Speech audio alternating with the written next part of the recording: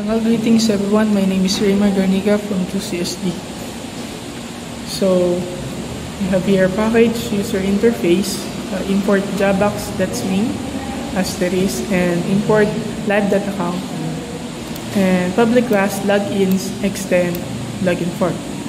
So, this code declares a Java package named user interface and imports necessary Swing components and the account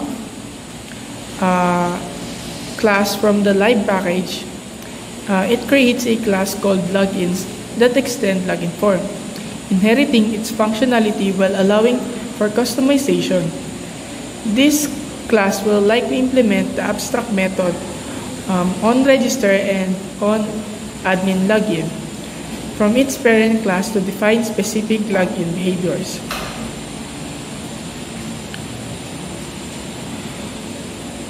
This method verifies credentials by first checking against regular user accounts, and if no match is found, then checking admin accounts.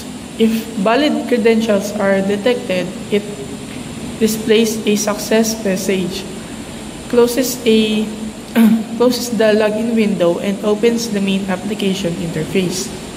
If authentication fails, it shows an error message indicating invalid credentials.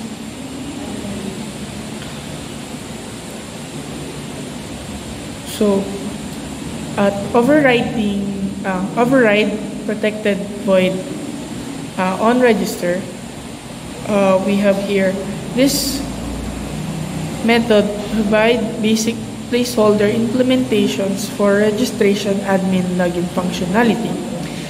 The onRegister method simply displays a message directing user to register when triggered, while onAdmin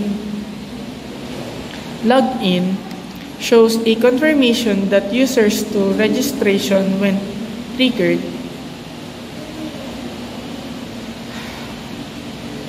while onAdminLogin shows a confirmation that the admin login button was clicked. But methods override their abstract declaration from the parent class, but currently contain minimal implementation meant to expanded later with actual registration and authentication logic. Public class void main string. This main method serves as the entry point for launching the login application. It uses Swing utilities that invoke later to ensure the GUI creation happens on the event dispatch thread, which is required for proper Swing thread safety.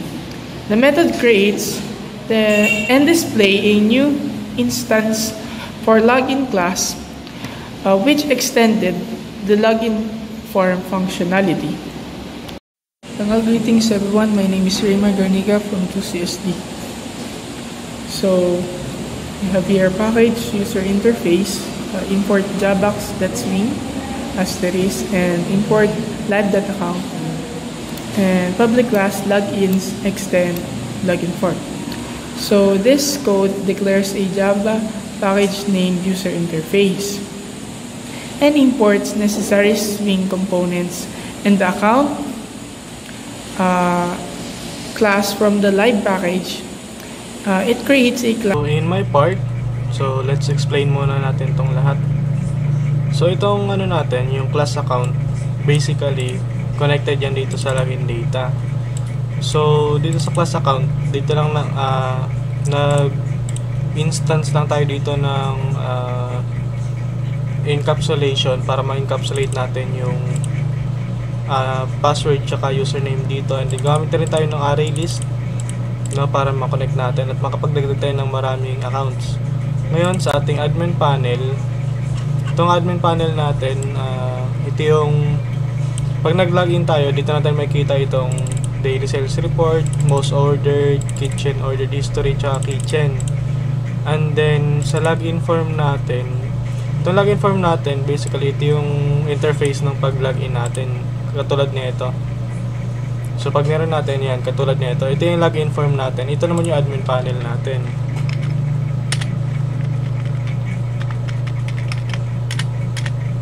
Ayan, so ito yung admin panel natin. So ito, meron tayong order history, yung sinabi ni Sir. Kitchen, ayan. So daily sales report, meron din tayo ditong, ito yung mga ano nila, yung mga feedback.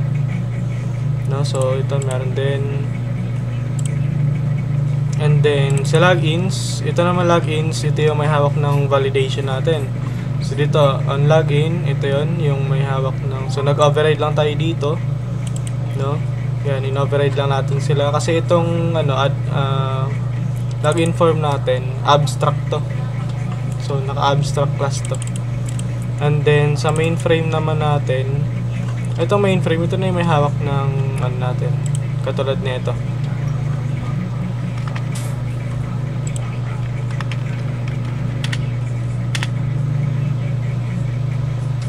So ito yung mainframe natin. So meron tayong main dish, beverage, tsaka dessert.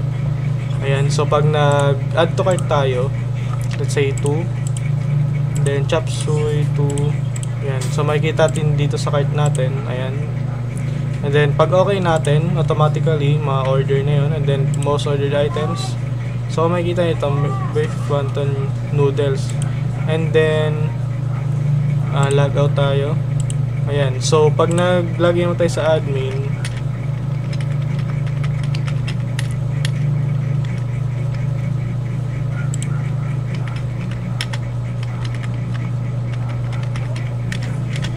ayan, so ito yung resibo, no?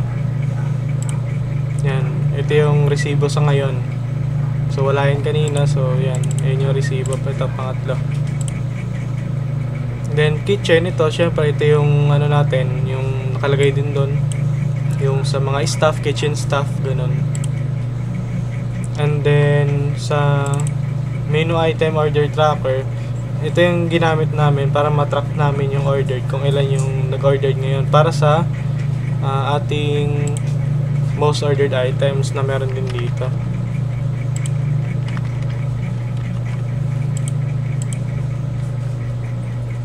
So ito 2, order 5, order 1, yan. So dyan namin ginamit. And then sa orders naman, basically ano lang to, yung representation lang to sa customer orders. And receipt saver, itong receipt saver ginamit namin to para ma-save namin sa folder ito, sa desktop receipt. Kat ito, nandito yan sa desktop receipt. Ito, yung tracking, ito, yung sa resibo. And then yun, so okay na, napatch na namin to as application. Nakatulad na itong Chowking, ayan. So ito, chowking.exe. So ito, napatch na namin. So pag click natin yun, ayan. So application na talaga siya, hindi na kailangan i-run sa ating IDE. Ayan. So working din yan.